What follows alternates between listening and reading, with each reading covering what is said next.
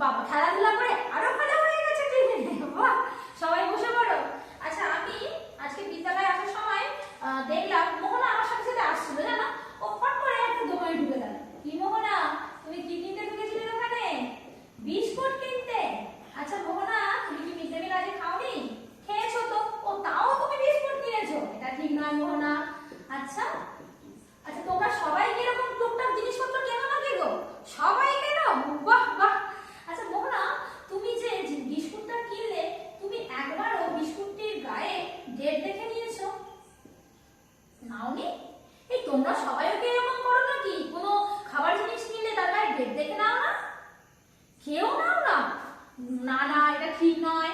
মনে করে কিন্তু কোনো রকম কোনো কিছু খাবার জিনিস বা গায়ে মাখার জিনিস কিনলে অবশ্যই কিন্তু তারিখ দেখে নেবে। হ্যাঁ, আরো অনেক কিছু জিনিস দেখে নিতে হয়। চলো আমি তোমাদের বলে দিই কি কি দেখে নিতে হয়, ঠিক আছে? জানো, আমি এরকম একবার ঠকে গেছিলাম। হ্যাঁ, এরকম ভাবে ঠকেছিলাম জানো। আমি একদিন আচার কিনতে গেছি দোকানে, গিয়ে বলছি দাদা আমাকে এক প্যাকেট আচার দাও তো। তারা তো দিল।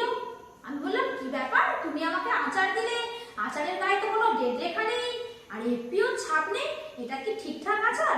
বলছে না না, তুমি এটা রেখে দাও। বলে আমাকে একটা ভালো আচার দিল। তার গায়ে আমি দেখলাম এফপিও লেখা স্ট্যাম্প মারা আছে আর ডেটটা একদম ঠিকঠাক।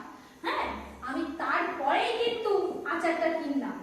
চলো তোমাদেরকে তাহলে আমি আজকে এটাই বলে দিই। হ্যাঁ, তোমরা তো বলছো সবাই টুকটাক করে জিনিসপত্র কেনো, কিন্তু তোমরা খুব তারিখ দেখো না। চলো আজকে আমরা তাহলে এটাই বলি তোমাদের। শোনো আমি কি বলছি, শোনো।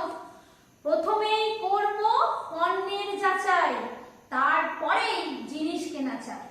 যাই কিনি মনে করে চেয়ে নেব রসিদ, দেখে নেব পণ্যের নাম, বিবরণ আর তারিখ। কি বললাম? প্রথমে কিন্তু পণ্যের যাচাই করব, তারপরে কিনবো। আজকে চলো আমরা এটাই শিখি। হ্যাঁ, যাচাই করব তারপর কিনবো, মনে থাকবে? আচ্ছা, দেখো এই যে আমি বললাম না যে আমি এফপিও চিহ্নটা পাইনি, দেখো এফপিও চিহ্নটা কিরকম দেখতে হয় দেখে নাও তো। এই দেখো এফপিও চিহ্নটা এইরকম দেখতে হয়। তোমরাও যখন সস, আচার বা জ্যাম ইত্যাদি কিছু কিনতে যাবে, মনে করে কিন্তু এইরকম এফপিও চিহ্নটা দেখে নেবে, ঠিক আছে? তা আমি কিন্তু খুব রেগে গেছিলাম দাদাটার উপর। আমি বললাম দাদা তুমি আমাকে ভুলভাল জিনিস দিচ্ছ, এই তোমার পরিষেবা? তুমি তোমার উপভোক্তাকে ঠকাচ্ছ, আমি কিন্তু নালিশ করে দেব। আচ্ছা কি বলছো মহিদুল, পরিষেবা কি? বাহ, মহিদুল তো দারুণ প্রশ্ন করলে। এই যে আমরা টাকার বিনিময়ে যা কিছুই কিনি তাকেই পরিষেবা বলবো। যেমন ধরো তুমি কোথাও যদি যাও, মা কি করে, ট্রেনে যায় না, ট্রেনের টিকিট কাটতে হয়, এটাও কিন্তু পরিষেবা। হ্যাঁ, তাহলে পরিষেবা কি? যা কিছু আমরা কিনবো তাকেই বলবো কিন্তু পরিষেবা, আর তাকে ইংরেজিতে বলে সার্ভিস। আর উপভোক্তা কি বলতো? যারা পরিষেবা নেয় তাদেরকে বলা হয় উপভোক্তা। মানে আমরা জিনিসপত্র কিনি, আমাদেরকে বলবো উপভোক্তা। তুমিও একজন উপভোক্তা তো রায়হান। হ্যাঁ, আমরা সবাই উপভোক্তা। উপভোক্তাকে ইংরেজিতে বলে কনজিউমার। হ্যাঁ, আর মনে করে কিন্তু যে কোনো জিনিস কিনলে অবশ্যই রসিদ চেয়ে নেবে, মনে করে। হ্যাঁ, এইবার আচ্ছা কি বলছো মিতালি? হ্যাঁ মিতালি, যদি তোমাকে কেউ ঠকিয়ে নেয়, হ্যাঁ তুমি তো অভিযোগ করতে পারো। কোথায় অভিযোগ করবে বলো তো? বসো বসো, জেলা উপভোক্তা ফোরামে। যদি তোমরা কখনো ঠকে যাও, তোমরা জেলা উপভোক্তা ফোরামে কিন্তু অভিযোগ জানাতে পারো। তার জন্য কিছু নিয়ম আছে। আমি ওই যে বললাম না, যা কিছু কিনি মনে করে চেয়ে নেব রসিদ, রসিদটা গুছিয়ে রাখতে হবে। জেলা উপভোক্তা ফোরামে কিন্তু আমরা নালিশ জানাতে পারি। আচ্ছা কি বলছো নাসিমা, কি বলছো?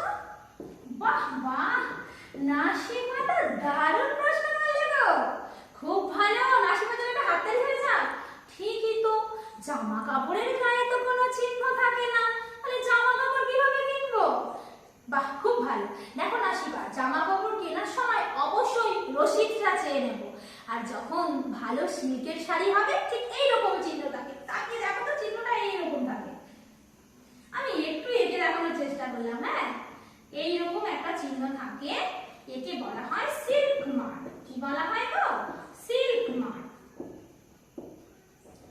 শুধু জামা কাপড় নয়, সোনা কিনতে গেলেও চিহ্ন দেখতে হবে।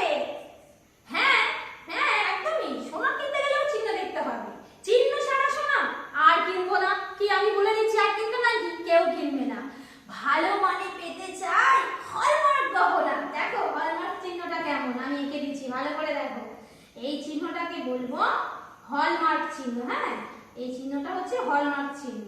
এই সোনা কিনতে গেলে এই চিহ্নটা কিন্তু অবশ্যই করে দেখে নেবে।